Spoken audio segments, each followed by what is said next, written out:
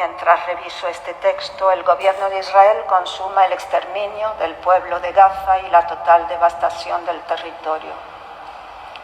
Hay épocas, en efecto, en que la boca de un sabio no podría sino balbucir, pero ¿y en qué época no? ¿La historia de la humanidad no es acaso toda entera desde sus inicios la historia de un crimen?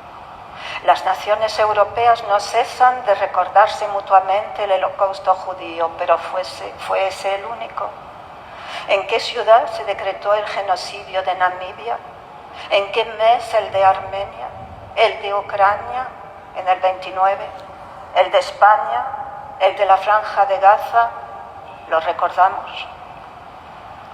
Tan solo en los últimos 70 años, con implicación directa o indirecta de los gobiernos de Occidente, fueron masacrados 7 millones de vietnamitas, 2 millones de camboyanos, 2 millones de kurdos, 500.000 serbios, 1.200.000 argelinos, 70.000 haitianos, 800.000 tutsis y hutus, 200.000 guatemaltecos, 300.000 libaneses, un número aún creciente de palestinos.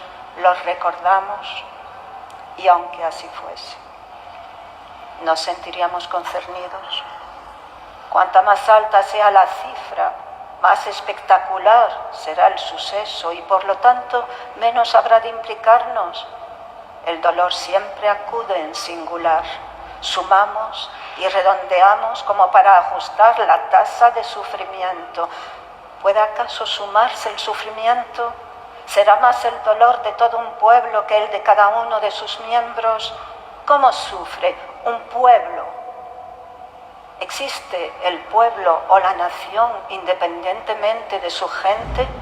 Y cada uno de esos seres que padecen no será siempre el mismo, una y otra vez, infinitamente.